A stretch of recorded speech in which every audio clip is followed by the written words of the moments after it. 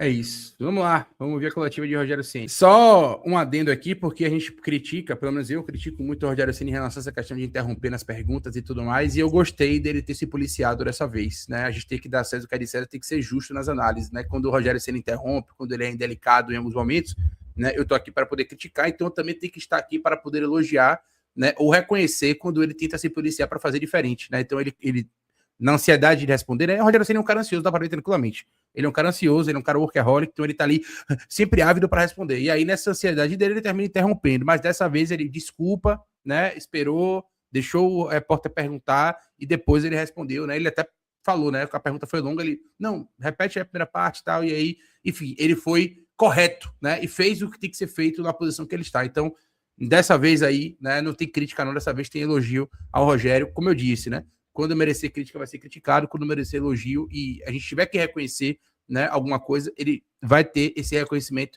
né? E, de fato, esse ter se policiado, né, de Rogério Ceni dessa vez foi um ponto interessante para uma questão que eu sempre critico dele aqui, que é essa ansiedade de cortar a pergunta, né, para responder logo, Luiz Teres.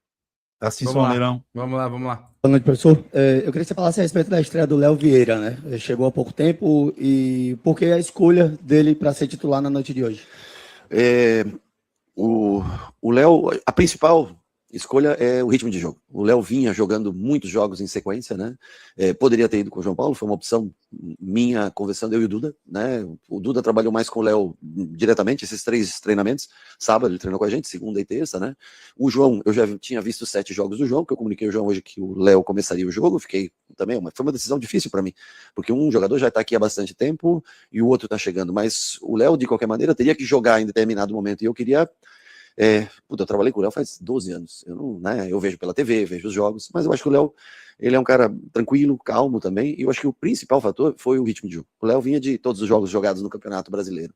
O João estava sentindo um pouquinho essa falta de ritmo, então eu preferi no dia de hoje dar essa oportunidade para o Léo, para a gente poder ter uma análise do que a gente tem, dos 2 goleiros que a gente tem hoje que brigam por essa posição. E o Léo fez um bom jogo, tanto com os pés quanto com a mão teve calma, enfim, dentro de tudo que eu passei para ele, das dinâmicas de jogo e tudo que o Duda treinou com ele, eu acho que ele fez um bom jogo. Claro, se dá errado, todo mundo ia dizer, pô, como é que o cara chegou há 3 dias, né? Mas o futebol tá muito sobre isso. Dá certo ou errado, o resultado vira ou não. Mas foi uma escolha. Infelizmente, a gente, nessa função, a gente tem que tomar decisões, né? E a gente tem que contar que as coisas deem certo para que a gente tenha a convicção que acertou no final nessas decisões. Foi uma escolha minha, mas para conhecer, ver de perto o Léo jogando e para dar essa oportunidade para a gente, pelo fato do ritmo de jogo que ele vinha tendo com a Chapecoense. Tá aí, resposta de Rogério. Falou que foi uma decisão difícil, a gente imaginava que seria mesmo, né? É uma decisão muito complicada, porque você não colocar João Paulo, você corre o risco de perder o atleta, né? A motivação, o vestiário, né? Por conta do tempo que ele tá aqui, ele respondeu isso de maneira muito clara, mas ele tomou a decisão de colocar o Léo Vieira. Eu teria ido de João Paulo, já falei sobre isso aqui, mas consigo reconhecer a coragem de Rogério de ter bancado o Léo Vieira, né?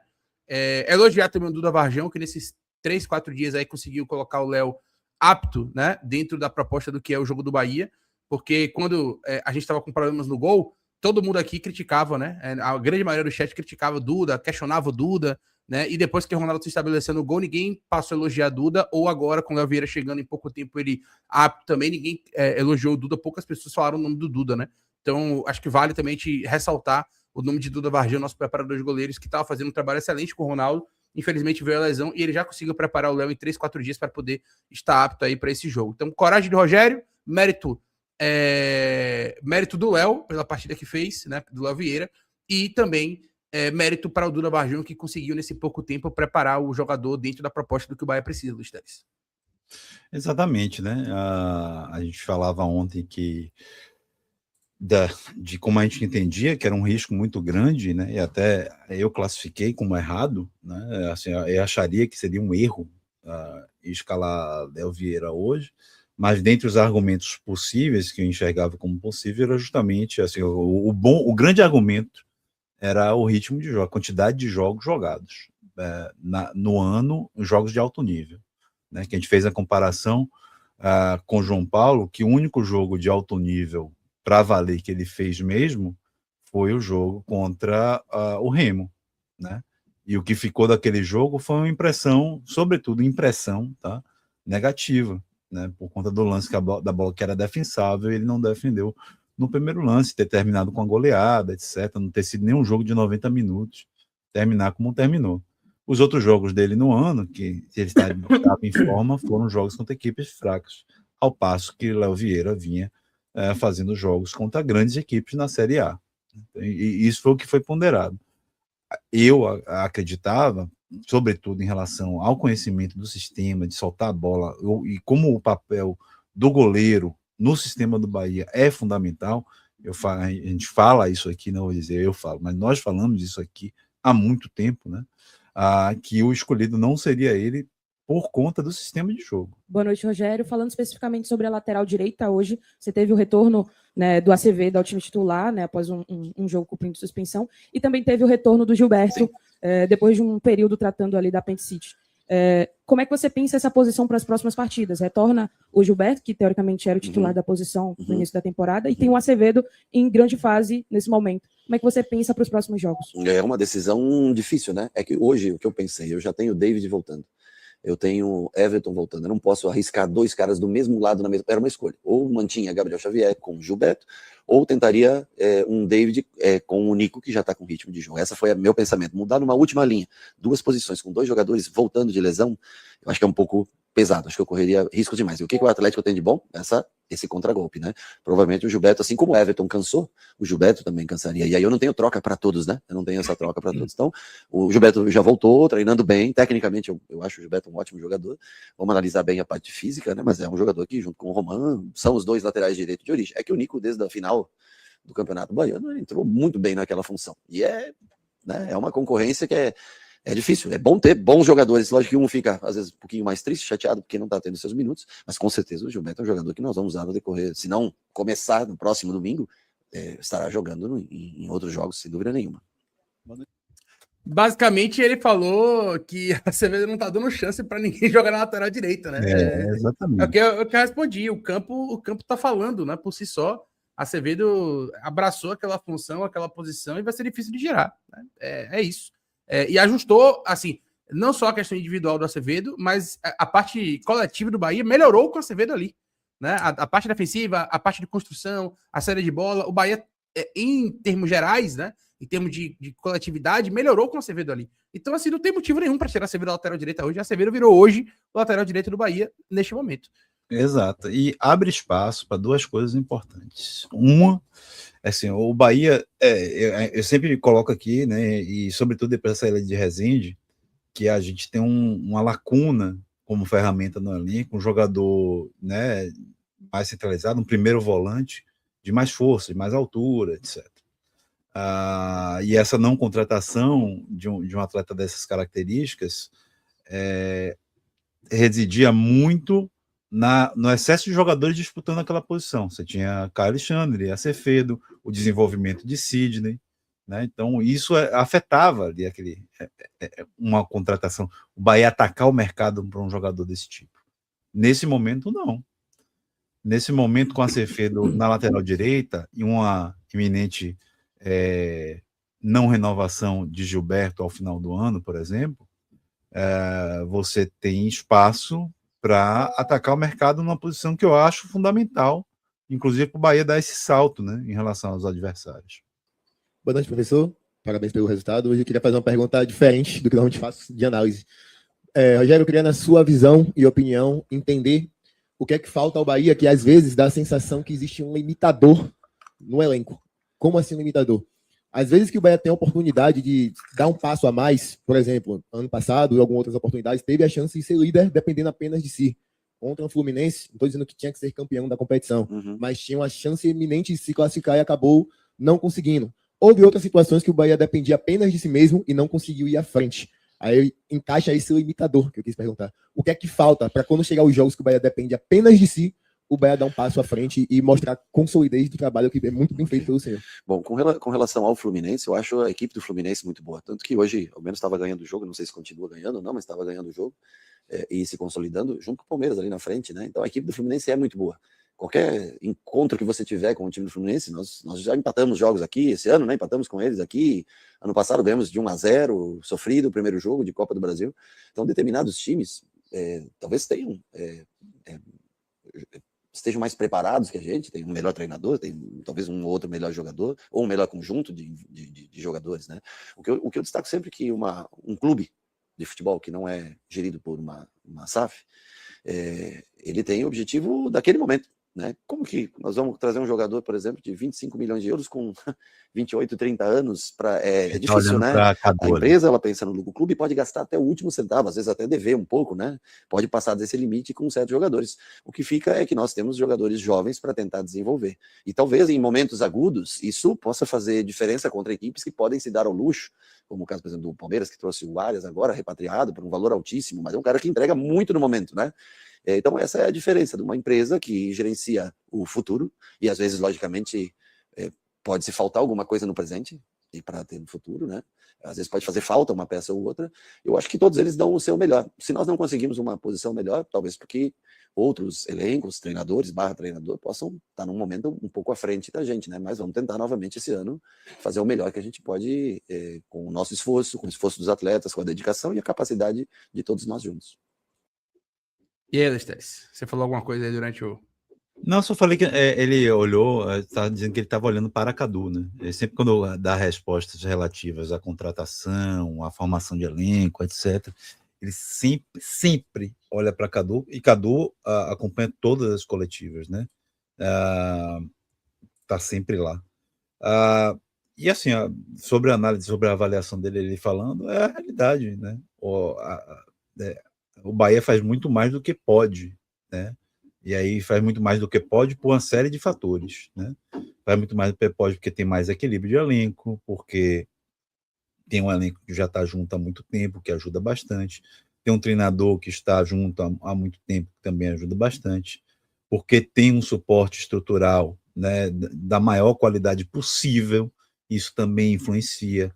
O fato de fazer os voos direto influencia, o fato de ter os melhores equipamentos à disposição para todos os tipos de situação, tanto na parte física, tanto na parte de fisiologia, ajuda. Tudo isso faz que, mesmo que a gente não tenha a capacidade ainda de fazer contratações no nível como ele colocou aí, né, trazer um jogador já maduro, já com o resultado pronto, e a gente não tem ainda essa capacidade, né, a gente precisa construir esse atleta ou enxergar esse atleta ainda num momento que ele não tem ainda aquilo tudo e está num preço acessível, né, a gente consegue superar dentro dessa organização, da qual ele faz parte e é a peça importante, né?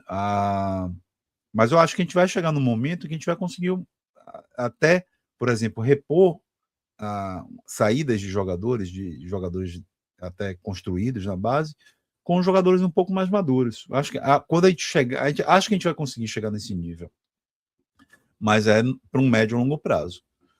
É quando a gente conseguir começar a rodar as nossas receitas na faixa que hoje seria de 600, 700 milhões, né? De conseguir também encaixar uma folha salarial em que caiba o salário desses atletas, né? O salário desses atletas estão muito fora da realidade do que o Bahia pode pagar hoje dentro do que é o seu orçamento real. Tá, isso acho que é importante a gente sempre pontuar, ainda que pareça chato e repetitivo, mas é importante pontuar. Hoje o Bahia faz mais do que pode, né, por conta de toda essa organização.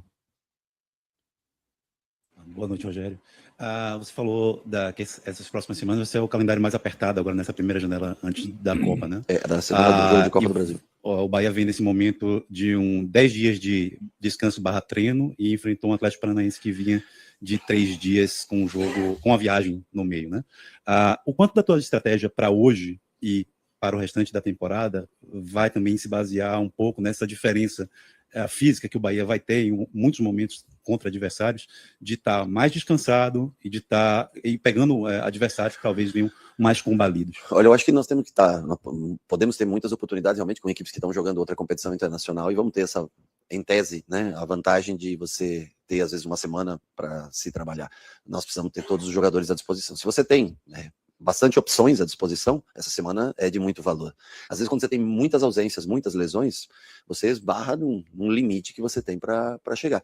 Mas acredito que em muitos jogos nós possamos, com determinados adversários, elencos parecidos com o nosso, isso possa se tornar uma vantagem. Para um ou outro jogo, contra equipes que têm uma variação maior de jogadores, um número maior de jogadores, talvez não se torne tanta vantagem, porque você tem condições de mais substituições. Para nós é importante termos à disposição hoje os 7 meio-campistas que nós temos, incluindo o Nico, que hoje, momentaneamente, jogou na lateral, mas nós temos hoje começar com Caio, Jean, Everton, e ter Nestor, Michel e Eric no banco. Isso é uma coisa extremamente importante, mas, por exemplo, nós temos o William voltando de lesão, nós temos Everton voltando de lesão, nós temos David voltando de lesão, nós estamos tentando usar essas semanas para tentar condicionar esses jogadores. Se conseguirmos manter esses jogadores longe de lesões, eu acho que isso pode ser favorável para a gente fisicamente em determinados jogos, sim. Fala, Rogério, tudo bem? Só... Em coletivas Ele respondeu parte da minha pergunta, né? Eu acho que eu queria muito saber se ele tinha, se isso afetava as estratégias dele de jogo, né? E essa parte ele não respondeu. Ele respondeu de que, de fato, né, isso pode ser uma vantagem. Beleza, isso já é uma convicção minha, isso aí, inclusive, né? Eu acho que dentro da ciência do esporte está muito claro também. Só que ele não respondeu se isso influenciava na estratégia de jogo. Por exemplo, eu vou manter mais tempo de intensidade, eu vou trabalhar os blocos mais adiantados por mais tempo dentro da partida, né? E isso ele não me respondeu. Vamos ver se na próxima aí a gente obtém essa resposta. Eu acho que ainda vou vir a voltar a perguntar isso para ele, talvez. anteriores, você mencionou que ao dividir o campeonato em blocos de 5 partidas, Sim. os times que jogam na parte de cima da tabela performam ali entre torno de 11 a 15 pontos, 7 a 10 pontos, algo em torno de 70%, que hoje é o aproveitamento que o Bahia tem na competição. O Bahia rompe esse segundo bloco fazendo 6 de 9 pontos e terminou o primeiro com 11 de 15 pontos. Aí eu te pergunto, olhando para esse histórico da campanha do Bahia no campeonato, quanto isso serve de combustível e retroalimenta os sonhos e objetivos do Bahia para o resto do campeonato? Para mim, é o que eu tento fazer para você ter objetivos mais curtos, né? Eu falo bloco de 5, poderia usar bloco de 6, nunca vai dar certo, porque são 19 jogos, na verdade, por turno, né? Mas eu tento fazer com que esses blocos se tornem combustível para eles tentarem alcançar, né? Eu falo que em 2005, 6, 7, 8, os 66% eram suficientes para você ser campeão brasileiro.